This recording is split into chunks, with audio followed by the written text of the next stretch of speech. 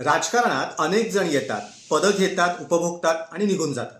पण काही जण येतात ते वादळ घेऊन येतात आणि एकनाथ शिंदे हे त्याच वादळाचं नाव आहे. त्यांचा प्रवास हा सत्तेच्या रेड कार्पेटपासून सुरू झालेला नाहीये, तो रस्त्यावरनं सुरू झालाय. संघर्षातनं, घामातनं, लोकांच्या विश्वासातनं उभा राहिलेला हा नेता आहे. आणि म्हणूनच ते जेव्हा म्हणतात की एक बार जो मैंने कमिटमेंट कर दी, तेव्हा तो फक्त डायलॉग नसतो, ती त्यांची कार्यपद्धती असते. निवडणुकीचं वर्ष होतं, प्रत्येक दिवस रणांगणासारखा असतो. 5-5, 6-6 सभा, हजारो किलोमीटरचा प्रवास, रात्री उशिरापर्यंत बैठका आणि तरीही चेहऱ्यावर थकवा नाही, फक्त आणि फक्त जिद्द.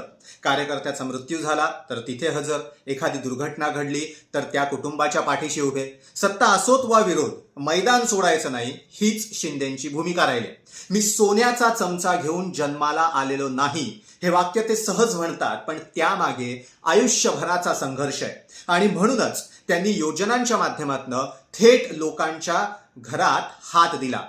लाडकी बहीण योजना, मुलींना शिक्षण, शेतकऱ्यांना मदत, ज्येष्ठांना तीर्थदर्शन ही फक्त घोषणांची यादी नाहीये, तर तो विश्वास निर्माण करण्याचा प्रयत्न आहे. ते वारंवार सांगतात, फेसबुक नाही, फेस टू फेस काम. कारण त्यांना माहिती आहे की खरी ताकद ही स्क्रीनवर नाहीये, ती जमिनीवर असते.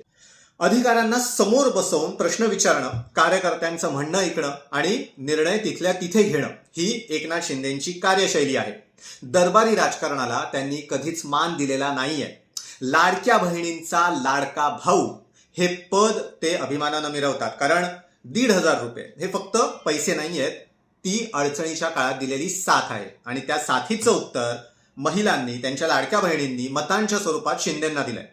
मला कोणी हलक्यात घेऊ नका, असं एकनाथ शिंदेंनी सांगितलं आणि निकालांनी त्याची साक्ष दिली. लोकसभा निवडणुकीत 15 पैकी 7, विधानसभा निवडणुकीत 85 जागा लढवून 60 असा शिंदेचा स्ट्राईक रेट राहिला. म्हणजे कमी जागा लढवून त्यांनी उत्तम स्ट्राईक रेट राखला. नगरपालिका निवडणुकीत देखील 60हून अधिक नगराध्यक्ष आणि राज्यात दुसरा सगळ्यात मोठा पक्ष शिंदे शिवसेना ठरले. महापालिका निवडणुकीत पण त्यांनी आपला दुसरा क्रमांक कायम ठेवला. विरोधकांशी 2 हात करत त्यांनी आपली विजयी घोडदौड कायम ठेवली, कधी प्रेमानं, कधी डावपेचांनी, पण प्रत्येक वेळेला प्रभावी चाल खेळत. राजा का बेटा राजा नाही बनेगा म्हणत त्यांनी घराणेशाहीला आव्हान दिलं. रिस्क घेतली, काहींना नाराज केलं, पण कार्यकर्त्यांना संधी देण्याचा प्रयत्न केला. कारण त्यांना माहिती आहे की पक्षाची खरी ताकद ही पोस्टरवर नाहीये, ती कार्यकर्त्यांच्या घामात आहे.